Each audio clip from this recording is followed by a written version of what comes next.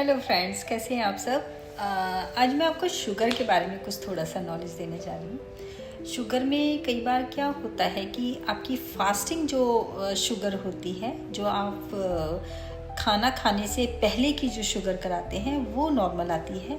और कई बार ऐसा होता है कि जो हम पीपी कराते हैं ब्रेकफास्ट करने के या लंच करने के 1.5 घंटे से 2 घंटे के बीच में जो हम शुगर कराते हैं वो हमारी बहुत बड़ी हुई आती है। तो कई बार ऐसे भी केसेस होते हैं कि हम लोग फुल बॉडी पैकेज कराते हैं या टेस्ट करवाते हैं, वो हम फास्टिंग में सैंपल दे देते हैं और फास्टिंग में जब हम टेस्ट करवाते हैं तो वो हमारी शुगर जो होती है वो फास्टिंग में नॉर्मल आती है।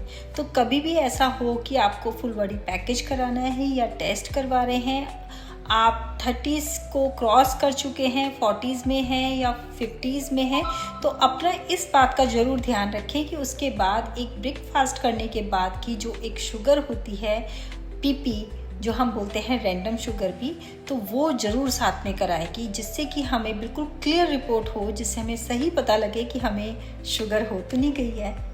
अच्छा, एक चीज़ और मैं आपको बताने जा रही हूँ कि कई बार क्या होता है कि 30s 40s के बाद ना हम लोग बहुत सारे टेस्ट नहीं कराते हैं, और जो मेन टेस्ट हैं जो ज़रूरी हैं आपको कराने के लिए कि 30s 40s के आप क्रॉस कर चुके हैं, तो ये कुछ टेस्ट हैं जो बहुत ज़रूरी हैं कराने। जैसे मेन है आपका थायराइड ज़रूर कराना चाहिए। मेन है एक शुगर का कहीं डायबिटिक तो नहीं हो गए। 3 मंथ्स की जो शुगर होती है HbA1c वो ज़रूर साथ में कराएं कि उससे हमें 3 मंथ्स तक का पूरा रिकॉर्ड पता लग जाता है।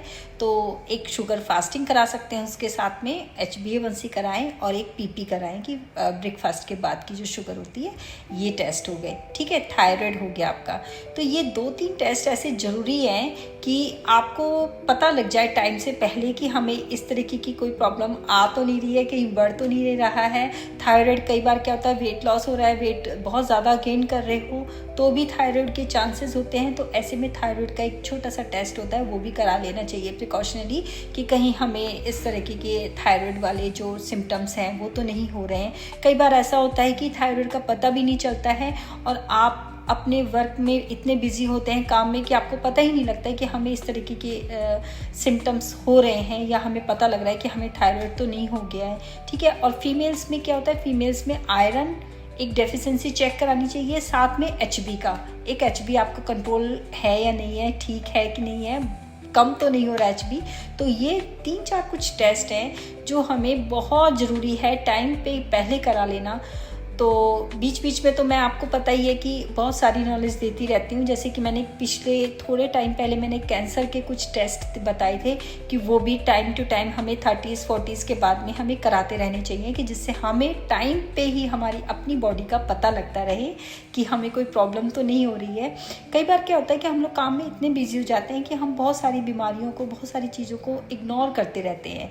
तो वो इग्नोर करने वाला टाइम ना 40s के बाद चला जाता है। तो प्लीज़ इस चीज़ का ध्यान रखें कि 40s के बाद ना अपने शरीर के साथ लापरवाही बिल्कुल नहीं करनी चाहिए, क्योंकि जब हमें बहुत टाइम बाद कोई चीज़ पता चलती है तो वो ऐसे पता लगती है कि उसको कंट्रोल करना बहुत मुश्किल हो जाता है, और हमें फिर मेडिसिन्स और डॉक्टर्स के पास चक्कर काट करके पता चलता है चीज़ों का कि अरे ये हमारे साथ प्रॉब्लम आ गई है। तो बेटर है कि उससे पहले प्रिकॉशन रखें, और अपने शरीर का ध्यान रखना सबसे ज़्यादा ज़रूरी है। बहुत सारी चीज़ें सब चलती रहेंगी, लेकिन अपने शरीर का ध्यान रखना सबसे ज़्यादा ज़रूरी है। Thank you so much, take care, bye bye.